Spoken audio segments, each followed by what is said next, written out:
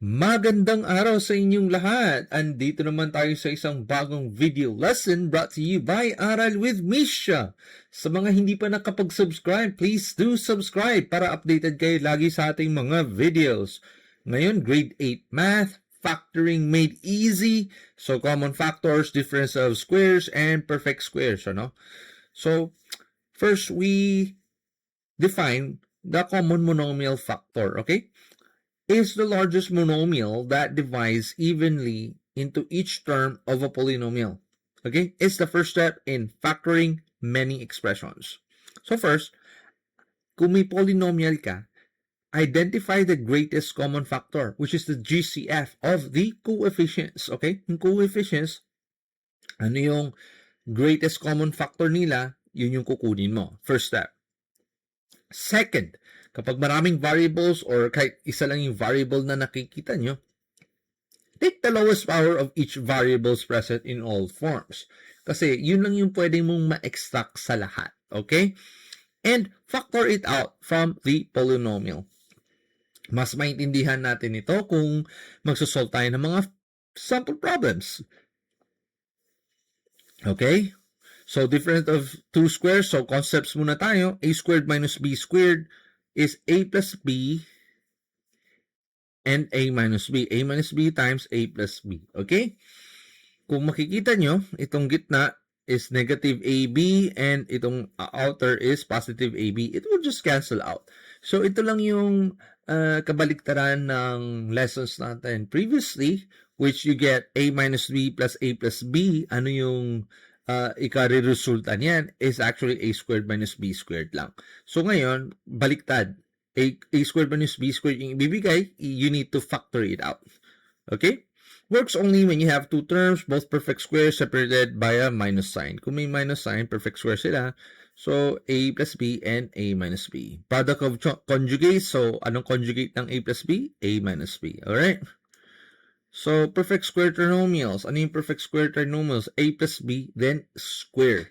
Kung makikita mo, kapag nabigyan ka ng polynomial na may terms na a squared plus 2ab plus b squared, okay, pwede mo siyang i-factor a plus b times a plus b or a plus b squared. Kung negative naman yung gitna, so a minus b squared yun. Minus, kung a squared minus 2ab, negative yung gitna, pareho lang yun, but it's just A minus B. Negative lang to. Okay? First and last terms are perfect square. Okay? Get the middle term is twice the product of the square roots. Kung ibig sabihin square roots, kunyari, B squared yan. Ano square root ang B squared? It's B, di ba? So, products of the squares of your first and second term. So, B. Yung una, A squared was the square root of A squared, that's A. So, twice the product. So, 2AB. Kung bakit plus and minus to, depende yan. Okay? Kung negative, so, A minus B squared yon. Kung positive na naman, the positive yon. A plus B squared. Okay? That's why it collapses neatly into a squared binomial. Alright? So, sample problems tayo. 6x squared plus 9x. First, get the GCF of 6 and 9. Okay, 6 and 9. Ano yung greatest common factor? Ano yung factor na pwede natin i-factor out? 6 and 9, let's try 3. Pwede, di ba? 3 times 2 is 6, 3 times 3. Itong 2 and 3, may common factors pa ba sila? Wala na, hindi mo na ma-factor out. So, your GCF is actually only 3. Pero kung sinabi mong LCM, least common multiple, let's say sa pag-fraction, itong 3 times 2 times 3, that's the least common multiple. But, we're getting the greatest common factor, the only factor of 6 and 9. So, that's ito lang, 3. So, pwede natin i-factor out si 3. And your variable x, what's the lowest power? It's only this one. This is 1. So, x lang yan. Okay? So, pag may expression ka, i-divide mo lang. 6 divided by 3, that's 2. Okay? The x squared divided by x. So, if you divide the polynomial, the term, the variable x with power, if you divide it, you're just gonna subtract, isa-subtract mo lang yung exponents. So, x, so 2 minus 1, kasi x raised to the power 1 yan. Ito, raised to the power 1. So, is only 2 minus 1 is 1. So, kung x raised to the power of 1. So, pwede nang huwag mo isulat yon. Plus, 9 divided by 3, that's 3. Tapos, sinabi mo dito is x. So, wala. Kasi, 1 minus 1 is actually 0. X raised to the, any number that's raised to 0 is actually 1. So, pwede mo nang wag ilagay. So, ito yung sagot. Okay? So, next tayo. Okay, may tatlo kang terms. You have 3 terms. So, you get the GCF. Okay, greatest common factor ng tatlo. 15, 20, and 25. Ano yung factor na common sa kanilang tatlo? 5. Okay. Ito 4. Ito 5. May common factor pa ba? 3, 4, and 5? Wala na. No? Wala na. Yes. So, the answer here is 5. So, your great GCF is 5. X, ano yung pinaka-lowest exponent natin na makikita? Is actually this one. 2. So, x squared. So, variable y naman, ito yon 2. So, y squared. Okay? 15 divided by 5, that's 3. So, you deduct the exponent. 4 minus 2 is actually 2. 2 minus 2 is 0. So, anything that's raised to 0, that's 1. Okay?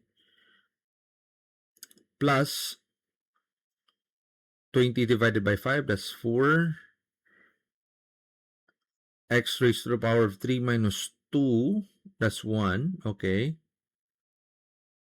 And y cubed minus divided by y squared. So, deduct the exponents. 3 minus 2, that's 1. Okay? Pwede mo nang huwag mo isulat yung 1. Understood na yan. Okay? Minus 25 divided by 5, that's 5. X squared minus x squared. X raised to the power of 0 is 1. Okay? Kasi diba? X squared divided by x squared, that's 1. Yes. 2 minus 2. So, x raised to the power of 0. Anything that's raised to the power of 0 is actually equal to 1. So, that whole expression is 1. So, pwede mo nang hindi isulat. Okay? Y raised to the power of 4 divided by y squared. So, 4 minus 2 is 2. Okay? So, this is your answer. Alright? So, next tayo. Difference of two squares naman. X squared minus 25. Kung makikita mo, itong 25, that's a perfect square. So, x squared minus, that's actually 5 raised to the power of 2.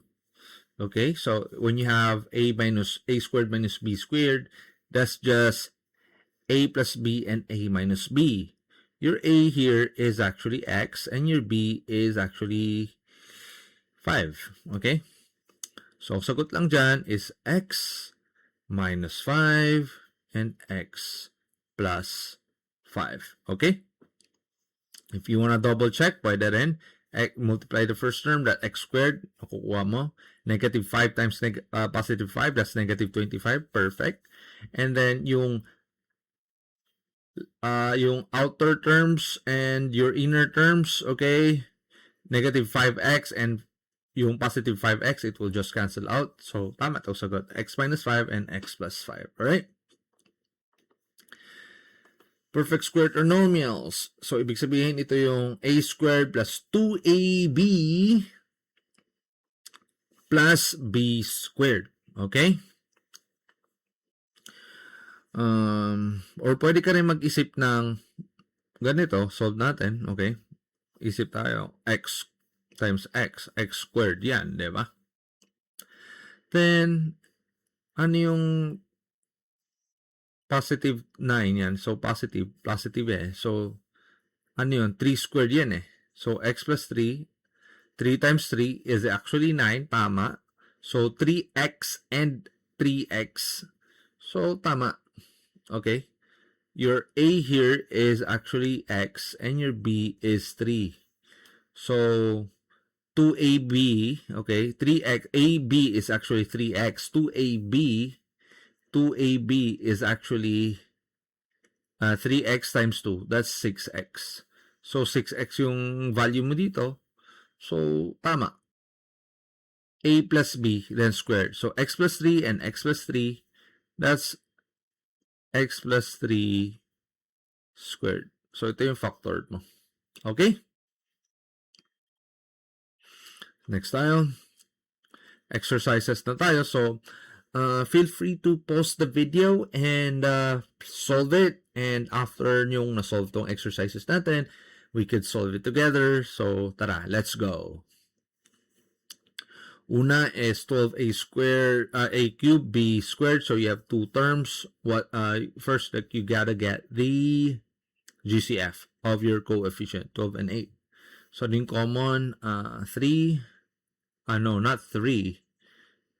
It should be 2 muna. 2. 2 times 6 is 12. 2 times 4 is 8. Meron pa ba? Yeah, we could still factor this out. 2 times 3 is 6. 2 times 2 is 4. So, hindi na. So, itong dalawa, 2 and 2. 2 times 2 is actually 4. So, your greatest common factor is actually 4. Okay? 4. Then A, variable A, get the lowest power, so that's squared. For your variable B, lowest power is to 2, yung sa first term mo, so 2. So, divide mo lang, 12 divided by 4 is 3. A, your exponent, 3 minus 2 is 1, okay. B squared divided by B squared, that's 1, so wag mo na ilagay. 8 divided by 4, that's 2. A squared divided by A squared, that's 1. B cubed divided by B squared, that's just B. Okay? So, this is your final answer. Alright? So, next tayo. 50, okay, may dalawa kang terms. Okay, so, what's the GCF? 50 and 35. I think like we could 5. This is 10 and 35. 10 and 7. May factor pa ba yan? Wala na. So, this is your GCF. 5. 5 and P, yung variable P, the lowest here is actually this one. P cubed. Yung sa Q naman, is actually squared. Your first term. Sa first term na Q. So, Q squared. Okay? Factor out. 50 divided by 5, that's 10. Your P here is 5. The exponent, just deduct the exponent. Okay? 5 minus 3 is 2. Okay? Then Q squared divided by Q squared. Okay, that's just 1. The whole expression is 1. Minus 7. Okay? Then P cubed divided by P cubed, that's 1. Q 4, okay? Q raised to the power 4, then divided by Q squared, that's just 2. So that's your final answer. Alright? So next tayo. So may tatlo ka. So we just need to get the GCF of your coefficients. Your free coefficients, okay? So 30. Let's say 6. 13. This is 4. Then this is 5. 3, 4, and 5. Meron pa ba? Wala na. Wala na silang common factor. So 6 is your GCF. Okay? Your greatest common factor is 6. So M, may tatlo bang M? Meron ba silang M? Dapat kung may M dito na variable, dapat present sila sa tatlo. Okay? Para ma-factor out mo siya. Kung wala, hindi mo siya pwedeng i-factor out. M, check. Ang lowest is M. So, variable N, okay, lowest mo dito is actually N. Okay? So, 3, 18 divided by 6, that's 3, M. So, 3 minus 1 is 2. N divided by N, that's just N. okay, n divided by n, that's the 1. So, wala na. Minus 24 divided by 6, that's 4. M squared, okay, 2 minus 1, that's just 1. N squared divided by n, that's n, okay, plus 30 divided by 6, that's 5. Okay, m, that's 1, n squared. Okay, that's your answer. This one is your answer. Okay, next tayo. So, x squared minus 49.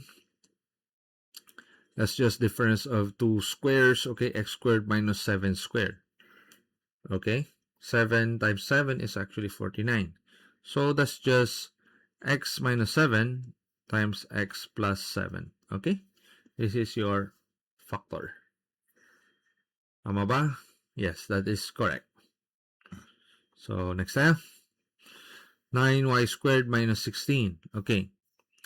Ang 9, ang 3, ang 9 mo dyan is actually, that's just 3 squared, okay? 3 squared, y squared, okay? If 3 squared, 3 times 3 is actually 9, di ba? So, 3 squared and y squared. If you can see, these are 2, yung law of exponents, it has distributive property. So, 3y squared. It's just the same, okay? Minus 16, okay? Minus that's actually 16 is actually 4 squared. So 4 times 4 is 16. So this is 4 squared. So makikita nyo na, that's a difference of 2 squares. So your A here is actually 3y and your B is actually 4. Okay? So A plus B and A minus B. So 3y plus 4 times 3y minus 4. Okay? Kung makikita mo, if you multiply 3y times 3y, that's 9y squared. Okay, tama yung first term. And your last term, positive 4 times negative 4, that's negative 16. Perfect. And then kapag yung gitna, yung inner and outer terms, positive 4 times 3, that's 12y. Then yung outer terms mo, negative 4 times 3y, that's negative 12y. So, cancel out. So, tama to. Okay? 3y plus 4 and 3y minus 4. Perfect. Next tayo. 4x squared plus 12x plus 9. Does this fall like a squared plus 2ab plus b squared? Let's see. Or pwede ka mag-isip ng if-factor mo. Diba? Kapag ganyan is equals to a plus b squared. Pero kung gusto nyo mag-isip, pwede rin naman. Kung gusto mong ganito, 2x and 2x. Tingnan natin, ha? Kasi 2 times 2 is actually 4. X times x is x squared. Okay, tama yan. Plus 3 and 3. 3 times 3 is actually 9. Perfect. Kung yung gitnang term and your inner and outer term, that's 6x and 6x. Perfect, 12x. So, ang sagot dyan is 2x plus 3 squared. Okay? Pero kung base ka sa formula mo, bakit naging a squared plus 2ab plus b squared? Yung unang ano mo is, that's actually, your 4 here. Ito na yung sagot, ha? Tama. Pero tignan muna natin, ha? 4x squared, yung 4 is actually 2 squared. 2 times 2. Tama? Then 2 squared x squared. Plus 12x plus 3 squared. 3 times 3, 9. Kung makita mo, 2x squared plus 2ab, di ba? 12x plus 3 squared. Yung a mo dito is actually 2x and your b is actually 3. Okay? Kung makikita nyo, yung AB mo is 6x. So, yung 12x yan, 2AB ba yan? 2AB. AB is actually 6x. 2AB, 12x. So, tama to, nag-12x. Kaya, nag-fall na siya diretso dito. Pero kung gusto nyo, gawin nyo munang ganito, mas maganda ganito, mas madali siya for me. So, 2x plus 3 squared. So, next, m squared minus 12m plus 36. So, fall ba siya? A squared minus 2ab kasi may negative yung gitna. So, malamang may negative 2ab yan. Plus b squared. So, ang sagot dyan, A is actually a minus b squared. Pero mag-factor out tayo. Mag-factor tayo. Mas m squared yan. M times m. So, kapag negative yung gitna, malamang may negative dyan. Negative times negative is positive, kaya positive yung huli. M minus 6, M minus 6. 6 times 6 is 36. Perfect. Negative 6M minus 6M is actually 12M. Perfect. So, tama to. So, ang sagot is M minus 6 squared. That's your factored out form. So, kung tignan mo yung formula dito, hindi naman for formula nun, the expression, okay? So, your A here is actually M, and your B is actually 6. Tama ba? Yes. So, A minus B squared. M minus 6. Ito yun. A minus M minus 6 squared. So, that's your answer. Alright?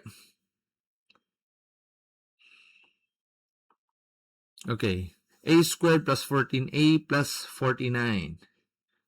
Okay, para mas madali na lang, maggawa na lang tayo ng ganitong factor. A and A. A times A squared. So, nakuha mo na yung first term. Okay? Kung sa last term ka, positive naman yung gitna. So, malamang plus to. Ano yung 49? Para gumawa ng 49 na magiging 14, yung gitna. 7 times 7, tama, pwede ba? 7 times 7, 49. 7A times, kung 7A times 2, that's 14. Tama. That's 14. So, this is your factored form. A plus 7 squared. Okay?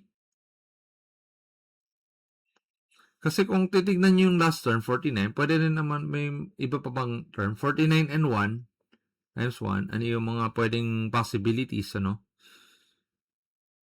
Or 7 times 7. Pero 14 yung gitna. Hindi naman pwede yan. Kasi 15 na yan. Ito yung pwede. 7 plus 7. 14. So, this is your answer. Alright? Okay, sa mga hindi pa nakapag-subscribe, please do subscribe and support our channel. And if you've liked this video, pwede paki-like kung nagustuhan nyo, and please also share. And see you guys in the next video. Maraming salamat po. God bless.